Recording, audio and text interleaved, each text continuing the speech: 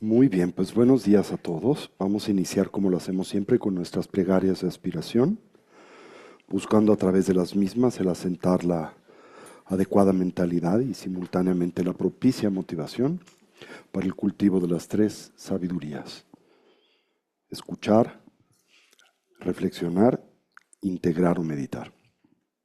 Lo hacemos siempre iniciando con la plegaria del refugio, la determinación de conscientemente intentar reorientar a nuestras vidas en la dirección positiva y segura que simbolizamos a través del referente de la triple joya y las tres raíces.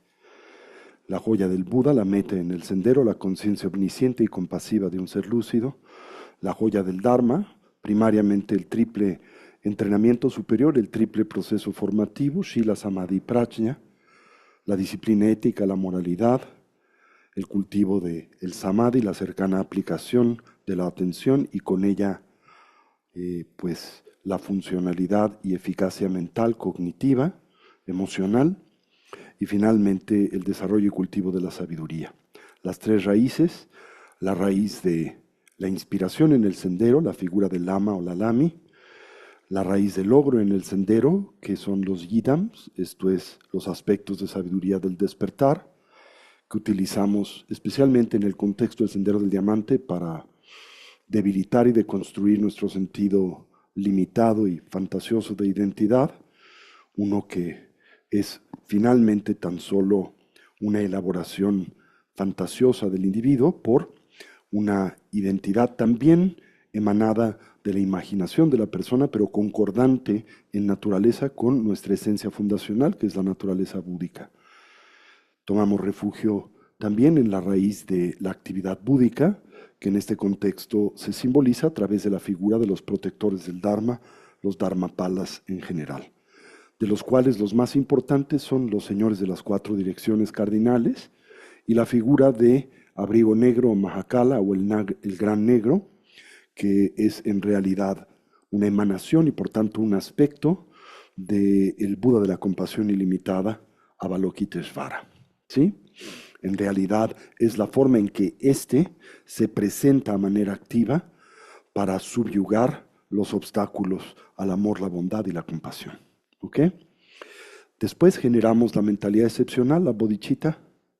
Recuerden, en su dimensión primaria, la que llamamos aspiracional, es el mero deseo de poder desarrollar una mente de bondad, amor y compasión hacia el mundo y nosotros mismos, ¿verdad? Y la bodhicitta de aplicación, que es la determinación de hacer esto, de aterrizar esa aspiración en el quehacer vital, ¿verdad?, del devenir de nuestra existencia en términos generales. Simultáneamente la bodhicitta relativa, que se centra en el cultivo en buena medida de los brahmaviharas o los cuatro pensamientos inconmensurables, las abadías o residencias divinas, brahmaviharas, esto es la bondad amorosa, maitri, la compasión, karuna, eh, el regocijo, la celebración y el cultivo de la imparcialidad, upeksha, y mitupa, ¿sí? Para que lo tengan también esto presente.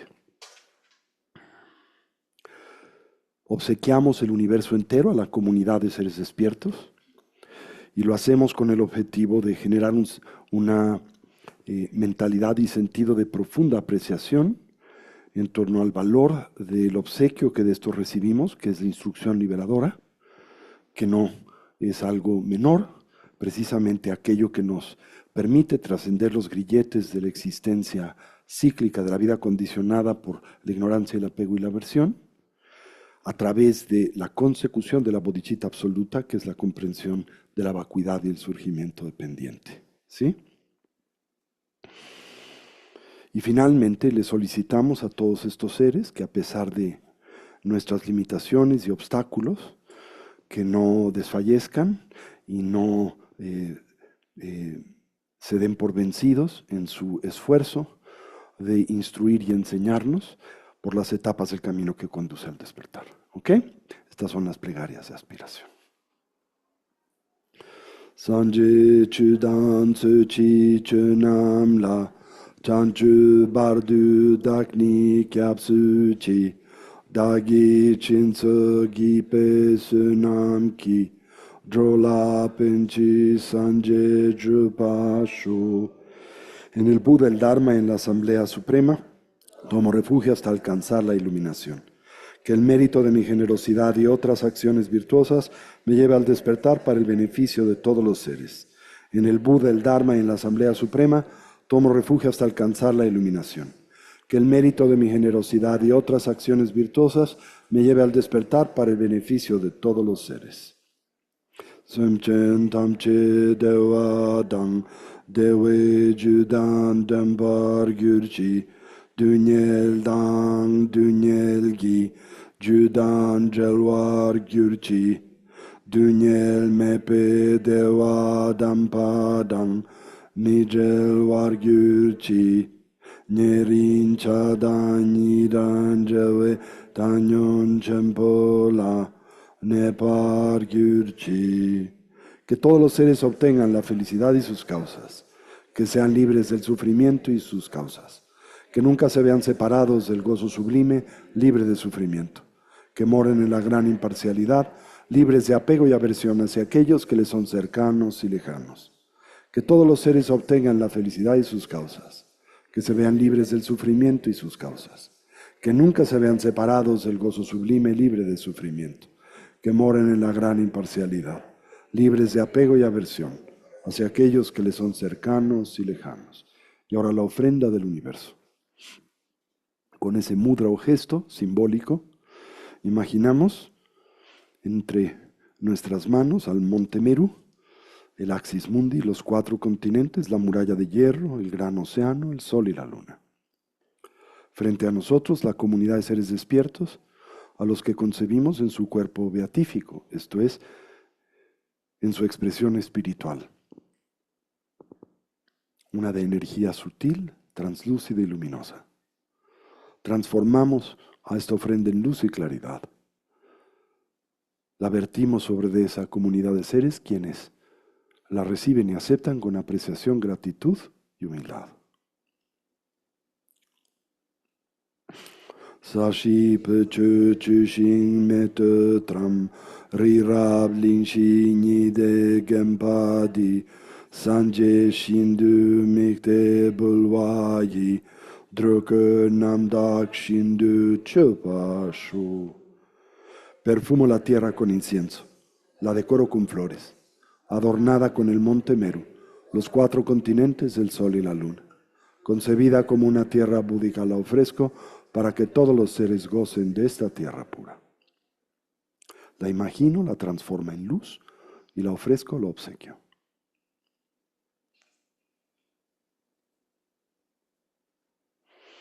Y finalmente solicitamos la instrucción liberadora. Semchen namki sampadang loyi chera kitarwar chechun tumong tepayi choki korlo kordu sol. De acuerdo con la intención de los seres y según sus distintas capacidades, por favor, giren la rueda del Dharma de los vehículos mayor, menor y común.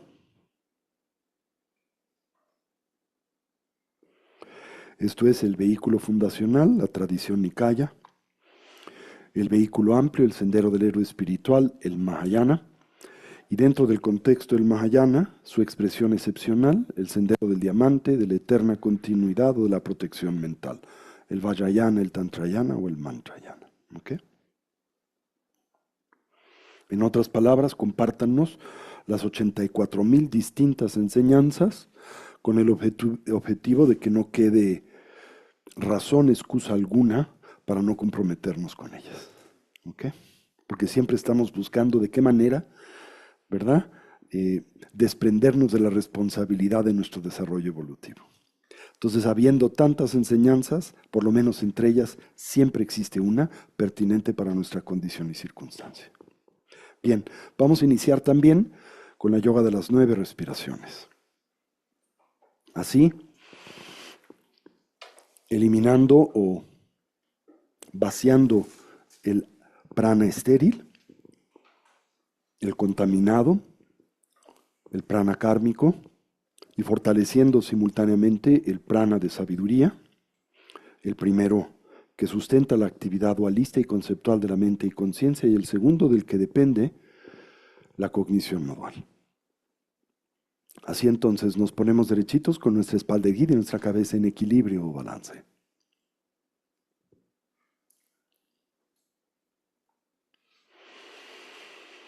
Comencemos por evocar una imagen mental de nuestra forma física. Y para ello introspectivamente recorramos a la misma desde la coronilla de la cabeza hasta las plantas de los pies.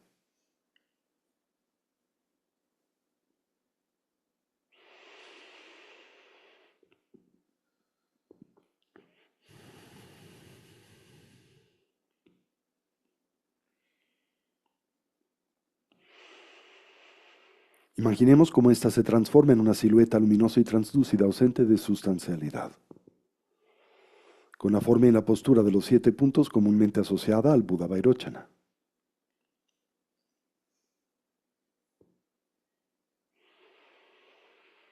En nuestro medio surge el eje primario del sistema de energía sutil constituido por el canal central, el Avaduti, así como por los 2 canales adyacentes, el masculino Rasana y el femenino Lalana. Al primero le concebimos como una espiga luminosa de color azul profundo, no más gruesa que el dedo meñique de la mano, como un tallo hueco de bambú. Recordamos parte, esto es, inicia su travesía en ese punto conocido como la apertura de Brahma, comúnmente localizada 8 dedos por detrás de la línea original del cabello, donde ésta se extiende y abre como un cono embudo la punta de un mosquetón. Baja ligeramente por enfrente y paralelamente a la columna vertebral, culminando en ese punto 4 dedos por debajo del ombligo, donde éste se cierra y redondea como la punta de un bastón. Los 2 canales adyacentes parten de las fosas nasales. Se extienden y suben hasta la coronilla de la cabeza, donde se encorvan como el cuello de un bastón, bajando paralelamente al canal central con el que se conectan en ese punto 4 dedos por debajo del ombligo. El canal masculino de color blanco, el femenino de color rojo. El primero a la derecha del canal central para los hombres y en la posición inversa correspondiente a la fisiología sutil de las mujeres. Y es con ello en mente que nos involucramos con la práctica de la yoga de las 9 respiraciones. Le acompañamos de esa forma especial de respirar, la del jarrón, ánfora o vasija.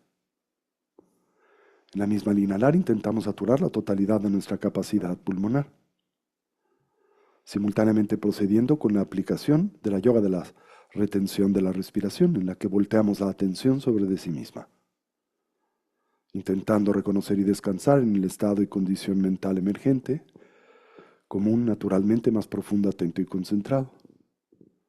Subsecuentemente exhalamos con fuerza, como si liberásemos una flecha a través de un arco, un dardo a través de una cerbatana.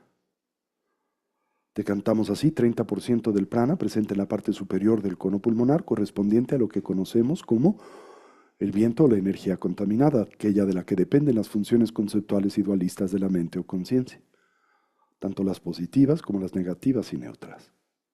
Simultáneamente fortalecemos al Yeshelun, el viento de sabiduría, que desde el momento de la concepción hasta la transición del morir reside en el medio del canal central y del cual dependen las altas funciones de la cognición. Hacemos esto 3 veces, trabajando con el canal masculino y su particular energía, la blanca, 3 para el femenino, la roja. Y culminamos con la aplicación de lo que llamamos la gran vasija, el Bonpachen, en la que inhalamos simultáneamente por ambas fosas nasales energía de color azul. Retenemos la respiración mientras giramos el estómago 7 veces en el sentido de las manecillas del reloj y 7 veces en el sentido contrario.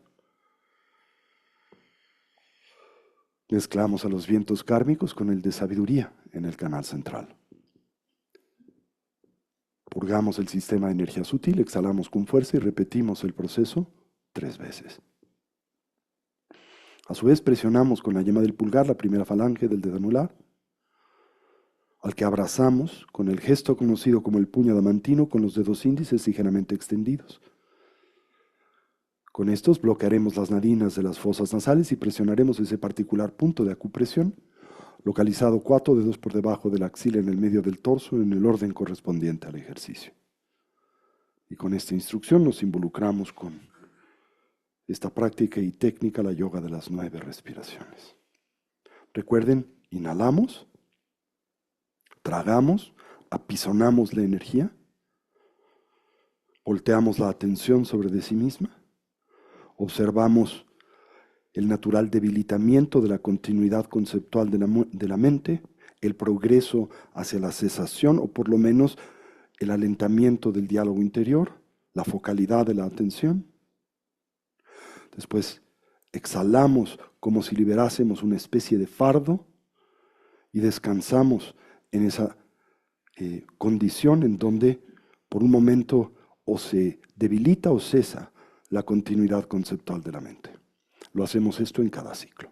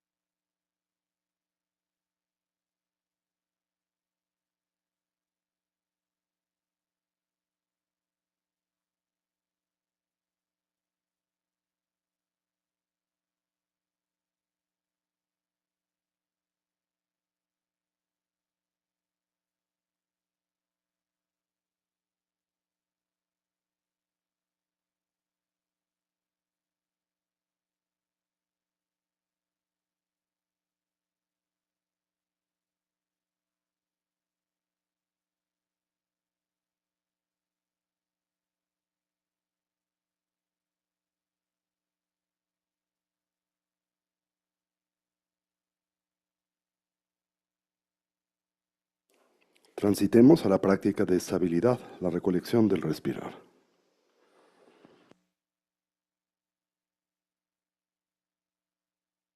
En esta, cualquier idea, sensación o estímulo que en nosotros surja, la observamos y liberamos. Consciente y lúcidamente intentamos dejarla pasar, intentando no elaborar sobre la misma. Con suavidad y naturalidad volvemos la atención o recolección sobre el flujo natural de la respiración. Simultáneamente atendamos a la esfera de las sensaciones táctiles, en especial aquellas naturalmente asociadas a la respiración, comenzando por la relajación. Para ello, introspectivamente recorramos a nuestro cuerpo desde la coronilla de la cabeza hasta las plantas de los pies. Y ahí donde hallemos o identifiquemos cualquier elemento o rastro de ansiedad y tensión, conscientemente relajémoslo. Si se nos facilita y como un medio hábil, al inhalar, imaginemos en nosotros penetra luz y claridad. Imaginemos cómo ésta se vierte sobre esos puntos de tensión y ansiedad. Al hacerlo, los ilumina, los distiende y relaja. Y al exhalar, imaginemos esa tensión nos abandona, como vapor de agua que espontánea y naturalmente se diluye o desvanece en el vacío. Mantengamos a nuestra recolección o presencia mental firmemente asida sobre el objeto de concentración, el respirar. mientras cultivamos una actitud de atención introspectiva, dirigida hacia la emergencia de los diferentes obstáculos que sabemos dificultan, obstruyen y se obnubilan a la práctica, sobre los que aplicamos sus respectivos antídotos. De experimentar extremediación, diálogo interior, nos concentramos en la exhalación. La sensación gradual o progresiva de tranquilidad y relajación que le acompaña. Y de ser presas del hundimiento mental, el soporsueño o la mera pérdida de claridad, nos concentramos en la inhalación, en la viveza y la alerta, en la claridad mental que ésta propicia. Así orientamos a nuestra mente y cuerpo hacia su estado natural, del todo relajado, libre de tensión, estable y quieto, dotado de claridad y alerta, de una actitud de vigilancia. Mientras atendemos a la respiración sin aferramiento o constricción, sin tensión y simultáneamente sin distracción.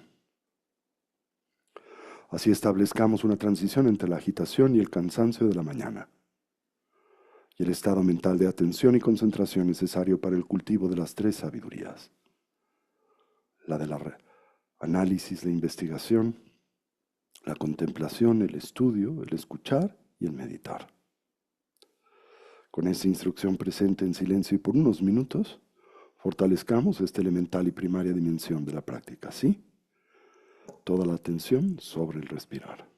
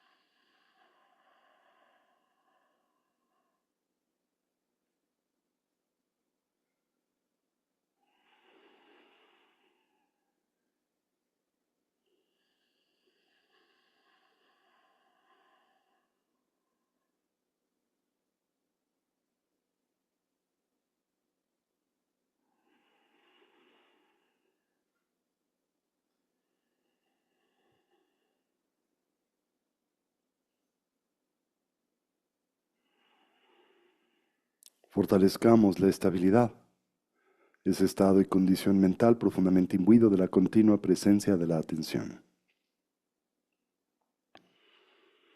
Para ello observemos la natural expansión y contracción del diafragma y del abdomen, la cercana relación presente entre ese movimiento y el de la respiración. A inhalar observemos si el ciclo es largo, si es corto, si es profundo, superficial, haciendo lo mismo con la exhalación, mientras simultáneamente atendemos a la mera sensación de contacto de nuestro cuerpo con su asiento.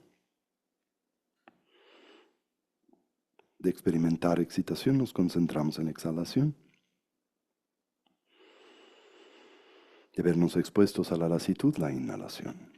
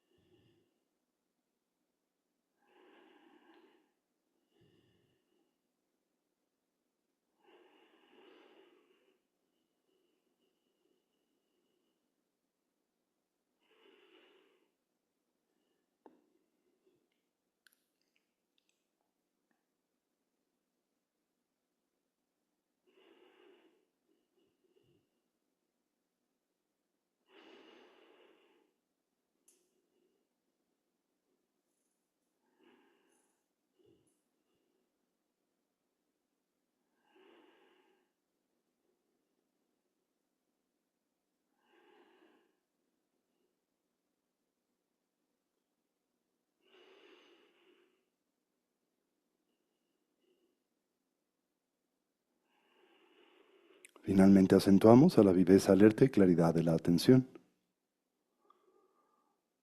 Para ello observamos el ingreso y salida del aliento por la punta de las narices o el labio superior. La natural sensación de contraste en la temperatura del aliento al entrar y escapar por las fosas nasales.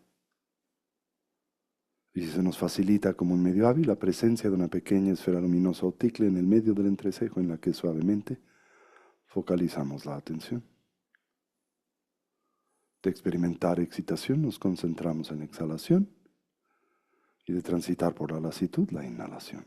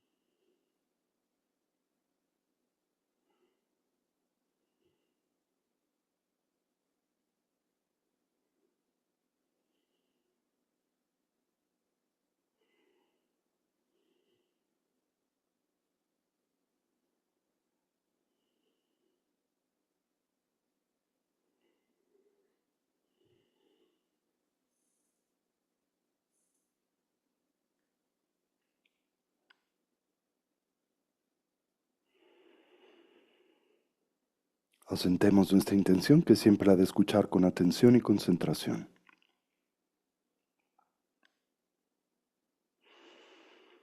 Así como nuestra motivación, que es ulteriormente la de aprender nuevos métodos y medios, a través de los cuales podamos ser tanto de mayor beneficio a nosotros como en especial de mayor auxilio a los que nos rodean.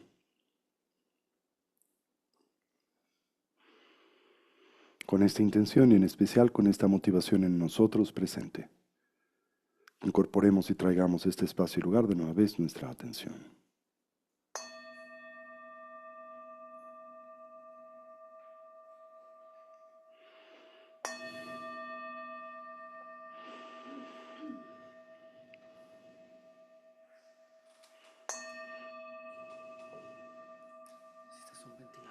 No, estoy bien, muchas gracias. Muy bien.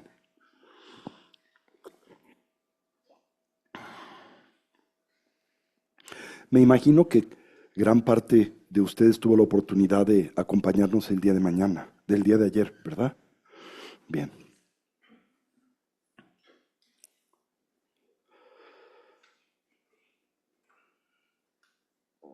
Hablábamos, recordarán acerca del cómo, dentro del contexto del primario planteamiento evolutivo que nos comparte nuestra tradición, la del Buddha-Dharma, se enfatiza como central el sendero denominado tripartita, el triple entrenamiento superior, que simultáneamente opera como una síntesis de un planteamiento más amplio que es el del noble octuple sendero. El entrenamiento en la disciplina ética, la moralidad, el entrenamiento en el cultivo de la cercana aplicación de la atención, de la presencia mental, esto es, el de la funcionalidad cognitiva y perceptual, y finalmente el entrenamiento en la sabiduría, respectivamente lo que denominamos Shila, Samadhi y Prajna. ¿Se acuerdan? El primero de estos entrenamientos plantea como central el cultivo de una sabia y consciente administración de nuestros distintos hábitos de vida, esto es, nuestro desempeño cotidiano vital, en consecuencia del entendimiento de la estructura propia de la retribución moral de las acciones. En términos generales, este amplio tópico del que estaremos hablando también fundamentalmente el día de hoy, que es el del karma. Como todo lo que nosotros hacemos, pensamos, decimos, genera consecuencias de las que somos ulteriormente responsables. El entendimiento en torno al hecho de que nosotros somos finalmente los co-creadores de la experiencia que tenemos y derivamos del mundo. El segundo de estos entrenamientos es el entrenamiento conocido y planteado como el del samadhi, la cercana aplicación de la atención o el cultivo de la presencia mental. y que fundamentalmente en el contexto del planteamiento propio de nuestra tradición se divide en dos grandes categorías. Esto es, el del samadhi del shamatha y el samadhi del vipassana. El primero de los mismos siendo elemento formativo comunal de todas las tradiciones contemplativas del Asia, especialmente aquellas que nacen del Valle del Indus, como son por ejemplo el brahmanismo y el jainismo, tradiciones pues muy cercanas a la de la propia budista o el Buda Dharma, y la gran aportación del universo contemplativo budista a este entorno, que es la segunda categoría, el samadhi del vipassana. ¿Sí? El primero de estos planteamientos busca desarrollar, como platicaba el día de ayer, atención sostenida, prolongada y voluntaria. Y esto se contempla como un prerequisito indispensable para dotar a la mente o conciencia, la cognición de poderío, eficacia y funcionalidad. Y para permitir a aquel o aquella que así incursiona, pues reclamar lo que denominamos el signo de la mente, que en esencia quiere decir hacerse lúcido y conscientemente de este poderoso instrumento que es el de la mente o cognición, en oposición a ser presa de sus hábitos y tendencias inerciales e inconscientes. Si bien esta dimensión del entrenamiento mental se considera trascendente y de central importancia, simultáneamente también se advierte en el contexto del planteamiento contemplativo del Buda Dharma es insuficiente para conducir al contemplativo al reclamo del logro ulterior, que es el de la liberación, y finalmente el de la plenitud del despertar y la iluminación, el Anuttara Samyak Sambodhi. Para lograr ese objetivo, tendremos que incursionar en una segunda dimensión o herramienta del entrenamiento mental, que en realidad es una amalgama de diferentes aproximaciones, que es lo que denominamos el samadhi del vipassana. Samadhi, la cercana aplicación de la atención, y ahora vipassana, centrada en una visión que discrimina, que penetra, ¿verdad? ¿En qué? En la estructura de las cosas como son, de la realidad. ¿Sobre qué presupuesto? El que la causa primaria de la aflictividad por la que en la vida transitamos es ese crónico desconocimiento o tergiversación de las cosas como son. ¿Sí? Decíamos que uno de los centrales descubrimientos del Buda precisamente gira en torno al reconocimiento del cómo es la mente o conciencia del perceptor el instrumento y causa fundacional de la conformación de la experiencia que tenemos y derivamos del mundo. Que por supuesto esta experiencia también emerge dentro del contexto de una matriz de innumerables influencias, pero que ninguna de estas opera como la causa fundacional. ¿De qué? De la conformación de la experiencia que del mundo y nosotros tenemos. La causa fundacional es intrasubjetiva, es la propia conciencia del individuo, la manera en que consciente o inconscientemente, sabia o ignorantemente, decodificamos el entorno con el que convivimos, a nuestra identidad y la experiencia que de estos tenemos o derivamos. ¿Sí? La práctica entonces del vipassana pretende dilucidar la naturaleza de las cosas y eliminar estructuralmente la confusión y tergiversación con la que percibimos y decodificamos a las mismas. Y esto desemboca en el último entrenamiento, que es el entrenamiento en la sabiduría, ¿sí? Que en el contexto de la tradición budista se comprende como precisamente la capacidad de discriminar entre la apariencia y la realidad. ¿Recuerdan? De esto hablamos el día de ayer. Bien, ahora, el Buddha-dharma tiene finalmente como meta, o es concordante a la aspiración que es propia de la estructura que caracteriza vitalmente a todos los seres sensibles. ¿Qué es lo que todos buscamos directa o indirectamente? Que reclamamos un estado y condición de bienestar y felicidad duradero, genuino, ¿no? Como también es claro y autoevidente el hecho de que todos por igual buscamos la trascendencia del dolor, el sufrimiento y la aflictividad. Sin embargo, pues es fundamental para poder abordar estas aspiraciones en términos generales, el enraizar esta aproximación en el entendimiento de cuáles son las causas que genuinamente determinan tanto la presencia de una como de otra.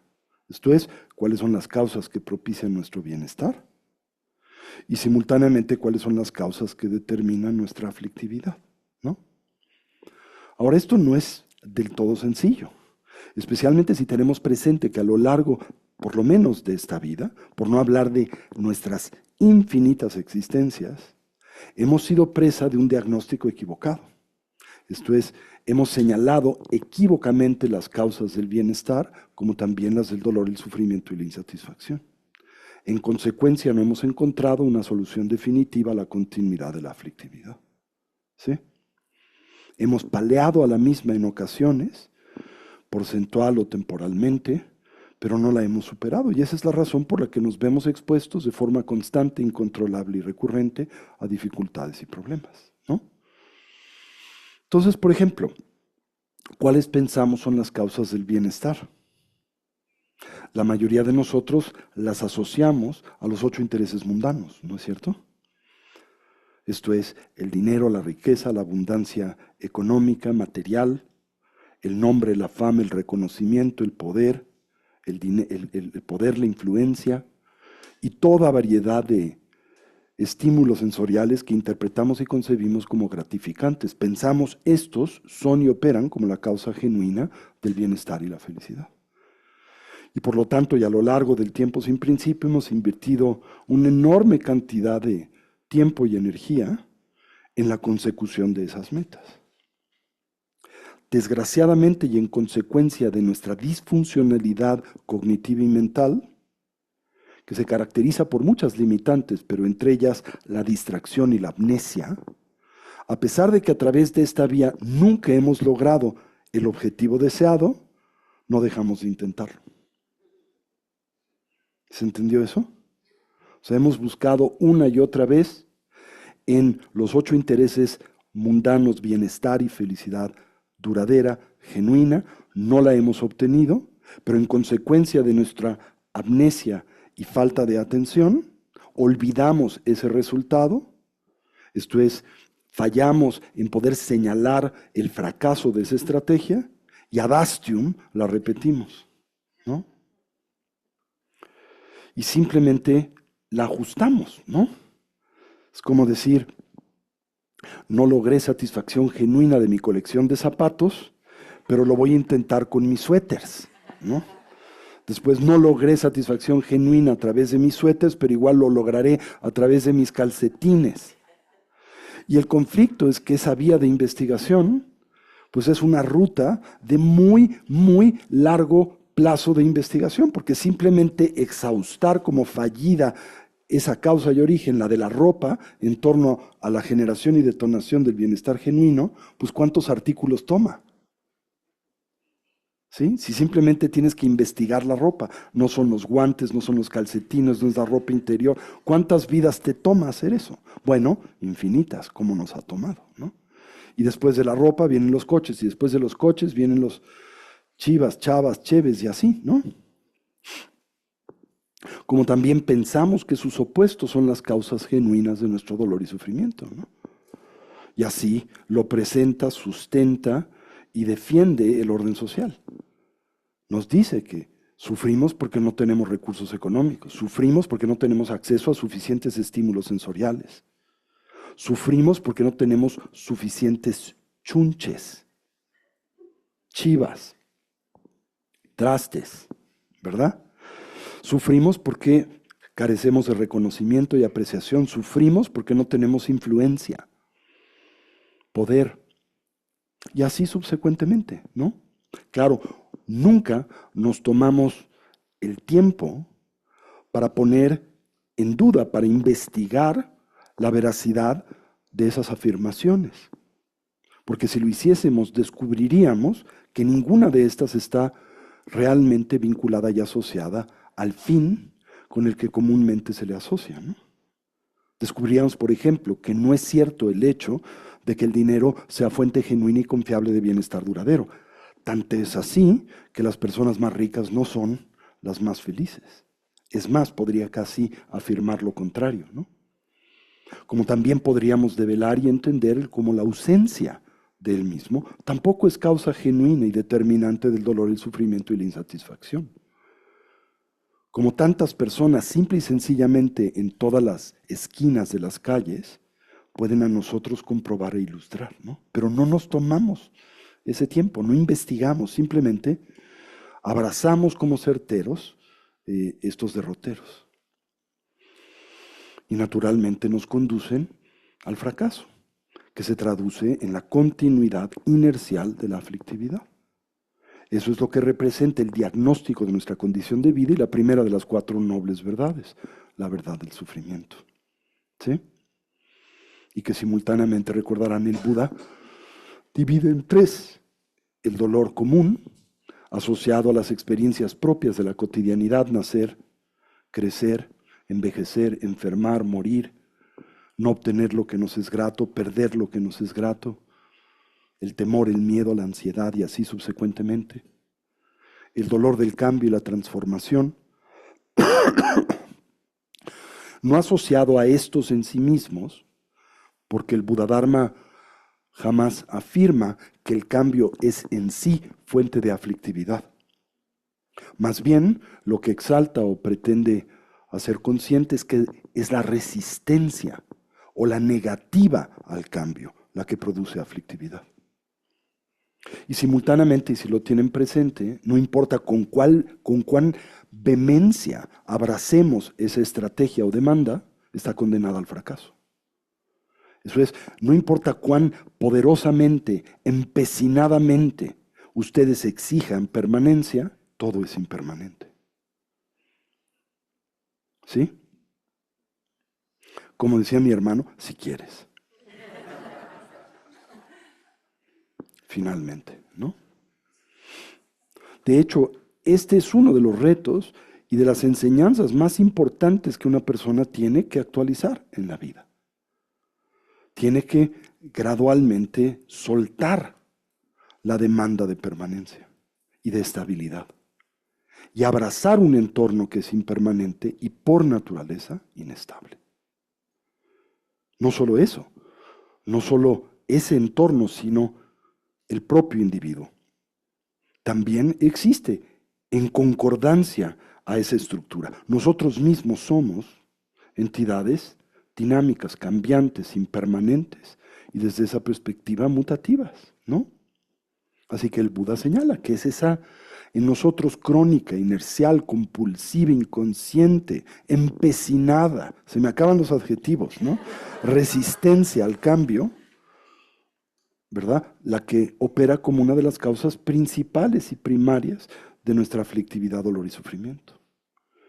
Y finalmente el Buda señala que de forma todavía más profunda, la causa elemental de nuestra aflictividad radica en la concepción equivocada que hemos fabricado de nosotros mismos. Y también esta tendencia en nosotros recurrente e inercial de proyectar un sentido de identidad intrínseca sobre una colección de componentes transitorios transitorios y temporales que nos constituyen los 5 skandhas. Esto es el agregado de la forma física y los agregados que constituyen y comprenden a la cognición, las sensaciones, percepciones, la actividad formativa y los diferentes tipos de conciencias. ¿Sí? Nosotros somos finalmente entidades compuestas. Existimos, ¿verdad? Constituidos por un lado por una dimensión física, biológica, material, pero también una cognitiva, energética y emocional. Y la totalidad de esa estructura es una que opera y funciona a manera cambiante, dinámica, en movimiento. Por lo tanto, incapaz de sostener una identidad contraria a esa naturaleza y condición, la que nosotros comúnmente concebimos, reificamos y proyectamos como unitaria, autónoma, independiente y permanente. Así entonces, no solo sufrimos porque nos resistimos al cambio endémico, a todos los distintos factores de la existencia y apariencias con las que convivimos a través de nuestras diferentes bases sensoriales, sino sufrimos porque elaboramos, defendemos y proyectamos constante, incontrolable y recurrentemente un sentido falso y equívoco de identidad, lo que la tradición del camino medio llama el mero yo. ¿Sí? y que al mismo tiempo se plantea y señala como el primario objeto a refutar o a clarificar en el contexto del desarrollo evolutivo que conduce a la libertad. ¿De qué? De la confusión que produce dicho sufrimiento. ¿Hasta aquí vamos? Para lograr este objetivo, el individuo simultáneamente tiene que comprender algo muy profundo y tiene que comprender la naturaleza de la experiencia por la que en la vida transitamos. ¿Sí? Entonces hemos hablado acerca de la importancia de dilucidar la condición de las apariencias con las que nosotros en el mundo y vida convivimos. Entender el hecho de que todas estas emergen en concordancia a una estructura elemental y esencial que podemos y debemos dilucidar y conocer, las tres marcas de la existencia. Todas las apariencias que se presentan a nuestros diferentes campos sensoriales son impermanentes. Mutan, cambian y se transforman instante a instante, momento a momento. 2. En consecuencia, ninguna de estas apariencias puede sostener y no existe dotada de una identidad intrínseca. Y por tanto no puede albergar, como comúnmente nosotros concebimos y hacia estas proyectamos, cualidades sustanciales, que operan simultáneamente como las bases detonantes de la aflictividad recurrente, como lo es el apego, la aversión y el resto de nuestras aflicciones mentales y emocionales. 2. Necesitamos claramente dilucidar la naturaleza de nuestra identidad personal. ¿Cómo es que nosotros real, genuinamente existimos?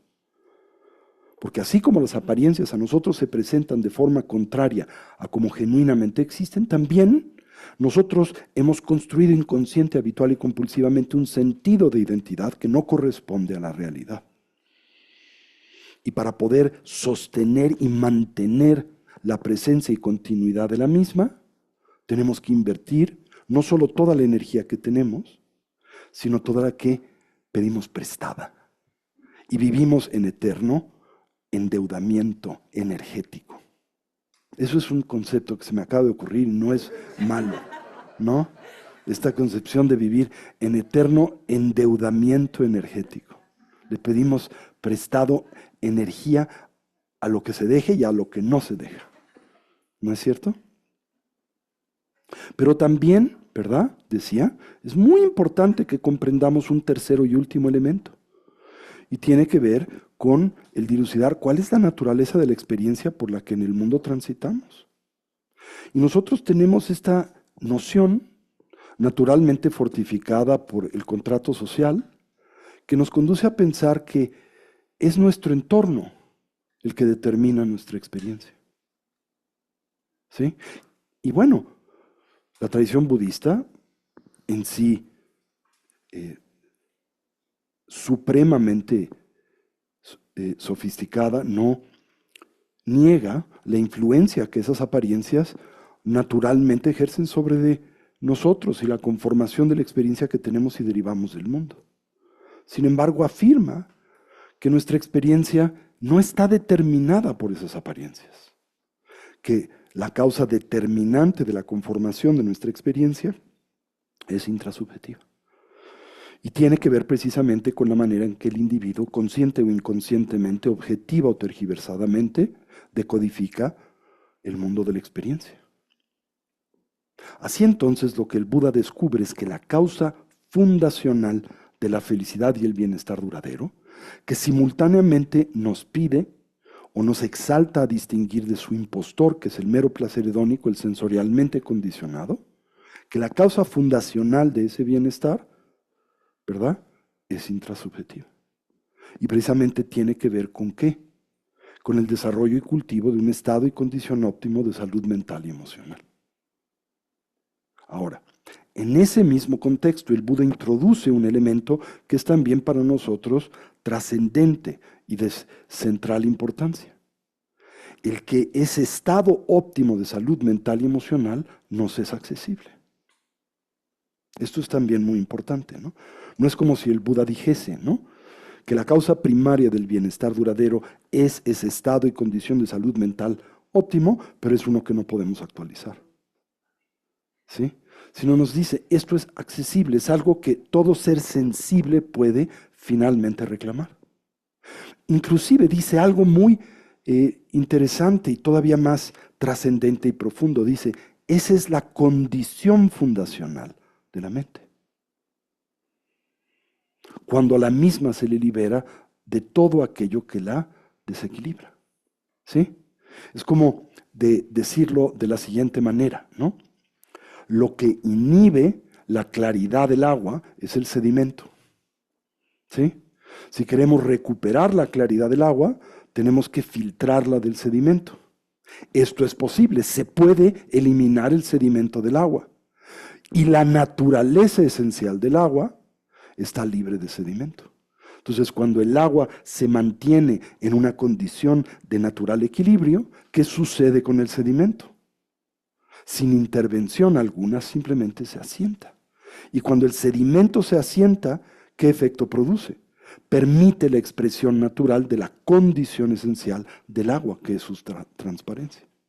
Entonces, las aflicciones mentales y emocionales son como el sedimento, ¿sí? Por un lado, se entiende, esta es la causa de nuestra aflictividad. Dos, podemos depurar, podemos purificar de la conciencia, de la cognición y del mundo emotivo la presencia de ese sedimento, de esas aflicciones. Y la naturaleza fundamental de la mente existe libre de esas aflicciones, por lo que es posible reclamar ese objetivo. Porque si la naturaleza esencial de la mente estuviera intrínsecamente ligada, ¿verdad?, asociada a esas aflicciones, no podríamos trascenderlas. ¿Se entiende eso? Ahora, esa noción es más común de lo que ustedes piensan.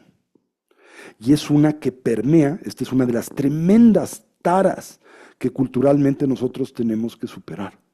¿Sí?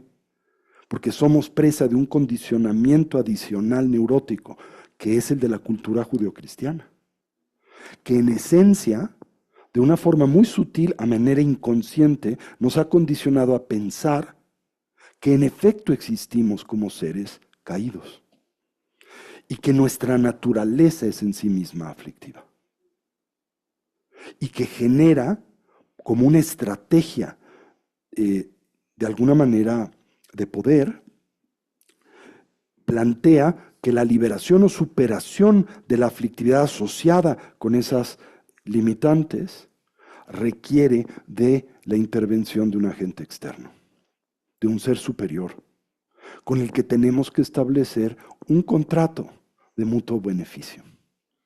¿Sí? Para que este o esta o lo que fuere pueda liberarnos de esas aflicciones. ¿Sí? Claro, en ese planteamiento nunca se examina la inconsistencia de esa cosmovisión, ¿no? Porque si en efecto existiera una entidad superior capaz de detonar dicha condición, sería para nosotros imposible entender el sufrimiento que hoy aqueja al mundo. ¿Sí? O tendríamos que aceptar que dicha entidad es egoísta, es selectiva, alivia a unos pero no a otros, ¿verdad?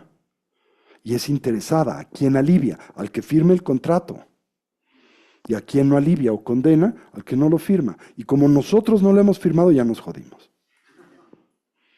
Porque nuestro contrato es diferente, ¿no? ¿Se entiende esa idea? Entonces, tenemos el potencial para lograr un estado genuino de sanidad y bienestar. Y esto depende del cultivo de 6 diferentes tipos de equilibrios. Esta es una matriz muy poderosa de salud que plantea la tradición budista en todas sus diferentes dimensiones. Está presente dentro del contexto de la instrucción fundacional del Buddha-Dharma, la enseñanza propia del vehículo Nikaya, lo que la tradición tibetana llama como el vehículo estrecho o pequeño, el Hinayana. Está presente en la propuesta propia de la tradición del vehículo amplio, el Mahayana, el sendero del héroe espiritual, el Bodhisattvayana. Y naturalmente permea la estructura del sendero del diamante, de la eterna continuidad o de la protección mental, el Vajrayana, el Mantrayana y el Tantrayana. ¿Sí? Esto es el equilibrio conativo, el equilibrio ético, el equilibrio de la atención, el equilibrio cognitivo, el equilibrio emocional y el equilibrio espiritual. ¿Sí? Estos son los elementos de los que depende ese estado y condición óptimo de salud mental y emocional, condición, ¿verdad?, determinante para la emergencia del bienestar genuino y duradero. ¿Sí? ¿Se entendió eso?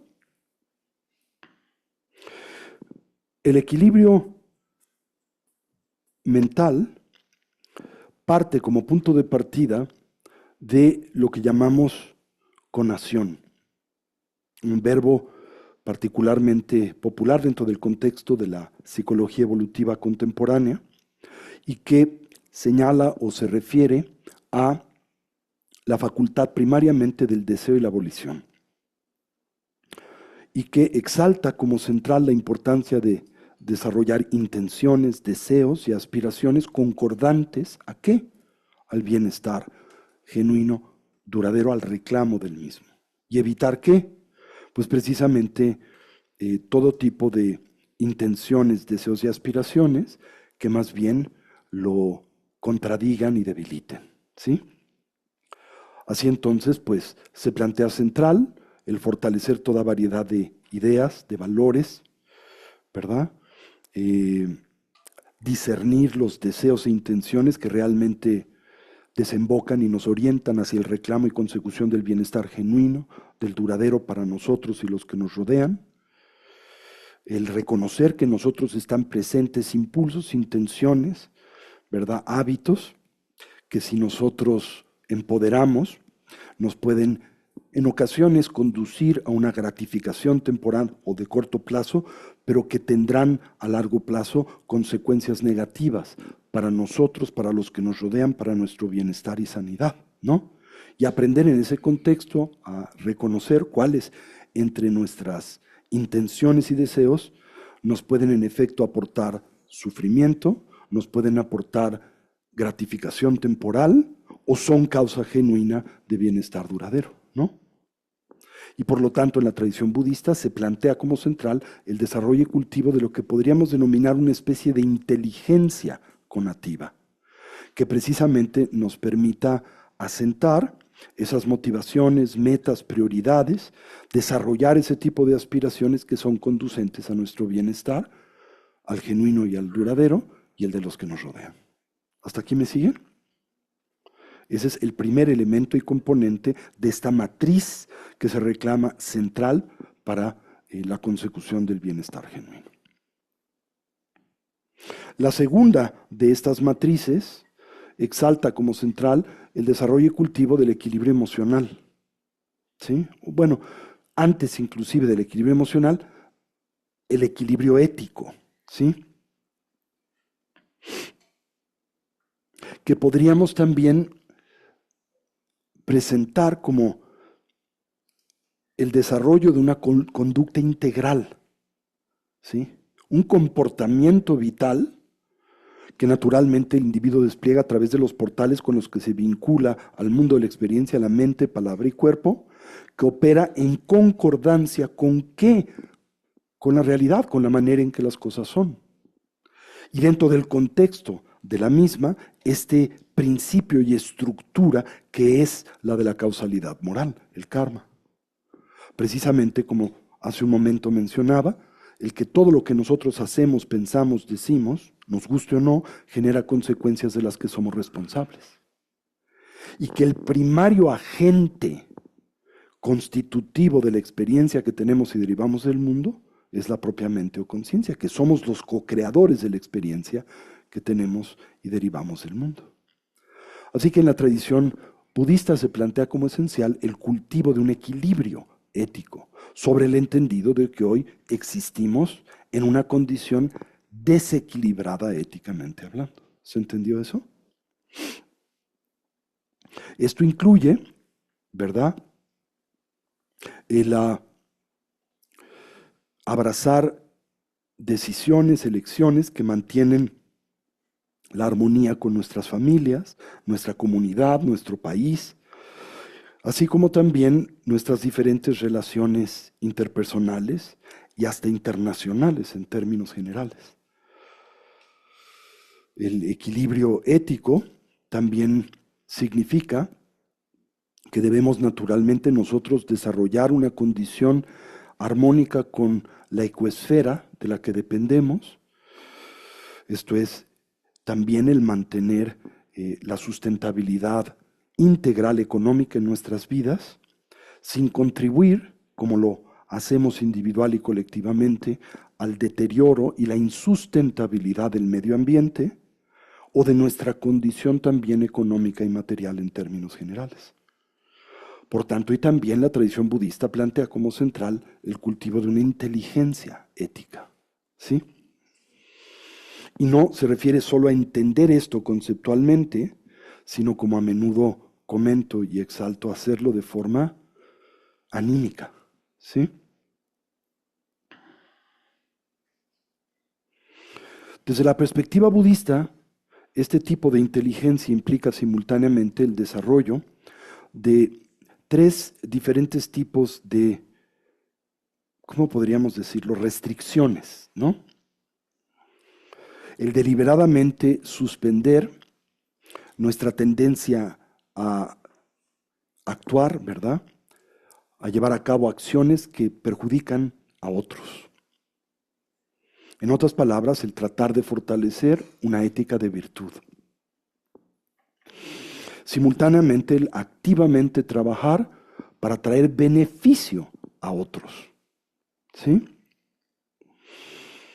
Y finalmente, entender que la causa primaria de la aflictividad por la que en la vida transitamos, centrada en la ignorancia y la confusión, es el egoísmo. Porque el egoísmo, finalmente, ¿qué ignora? U opera con base en qué distorsión? La noción de la independencia del individuo, de su entorno y de otros. Esa es la base del egoísmo. ¿Se entendió eso? Muy bien. La tercera matriz, indispensable para el reclamo de ese estado y condición óptimo de salud mental y emocional, es el equilibrio de la atención. Y esto implica el empoderar a la mente, a este aparato perceptual que nos caracteriza, para poder interactuar con sus diferentes objetos de forma sostenida, concentrada, continua y voluntaria. Y para ello, desarrollar y fortalecer dos primarias herramientas propias de la estructura elemental de la mente y cognición, especialmente de las dimensiones superficiales de la mente. Esto es, el factor mental de la recolección y el factor mental de la introspección. El factor mental de la recolección se refiere al cultivo de una sabia, consciente vinculación poderosa con el objeto de atención o interés, de perderlo, como a menudo señalo, recuperarlo, y de olvidarlo, recordarlo. Y la introspección, este factor de la conciencia que le permite al contemplativo el monitorear precisamente la coherencia y continuidad o la calidad de la atención. Y al detectar la presencia de los venenos que naturalmente inhiben a la misma, corregirlos. Y finalmente, a través de ese medio, reclamar un instrumento poderoso y eficaz cognitivamente para poderle aprovechar para el cultivo de la cuarta inteligencia, que es la inteligencia cognitiva, ¿verdad? Y para la propiciación del equilibrio de la misma. Esto es, trascender esta tendencia en nosotros, también constante y recurrente, de distorsionar el entorno con el que convivimos, ¿sí? Exagerarle, menospreciarle, proyectarle cualidades y condiciones que no le pertenecen, o ignorar aquellas que le son propias en términos generales, ¿sí? Esto naturalmente conduce y desemboca en el equilibrio emocional, el quinto de estos componentes en la matriz del reclamo del bienestar genuino y duradero, ¿no? Y se basa en el cultivo de una calidad de conciencia, ¿verdad?, que nos permite evitar la hipersensibilidad o la insensibilidad, también causas recurrentes de nuestra aflictividad. Y desde la perspectiva de la tradición budista, el último componente es el equilibrio y el cultivo de la inteligencia espiritual. que es precisamente de la que estaremos primariamente hablando y en la que nos estaremos concentrando durante este fin de semana, a través de una colección de herramientas que llamamos las prácticas de los preliminares.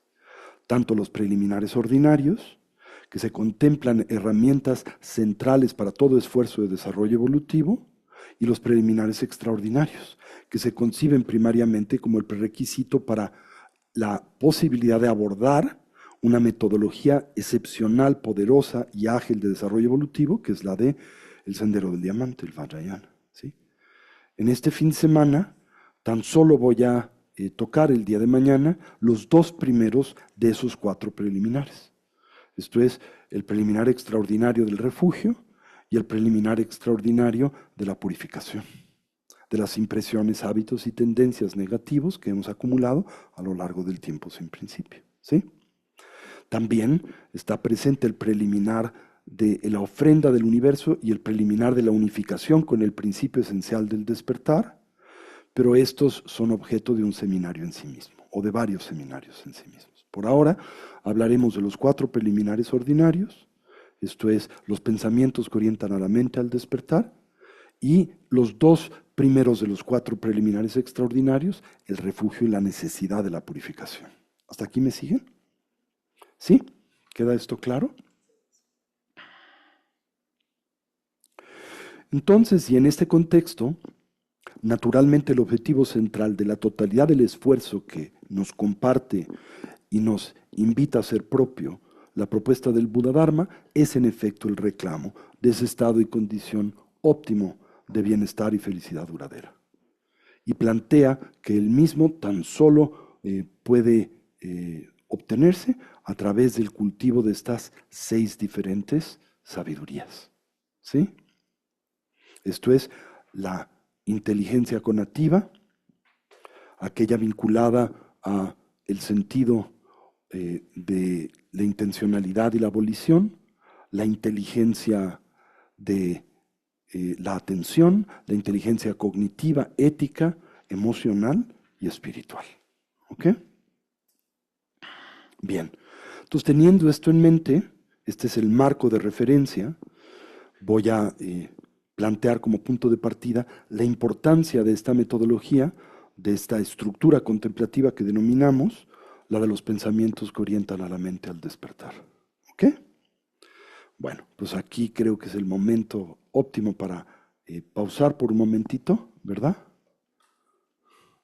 Manuel, o alguien, sí es el receso, ¿verdad? Ahorita, entonces vamos a tener un pequeño receso de 20 minutos y volvemos, ¿ok? Bueno, gracias.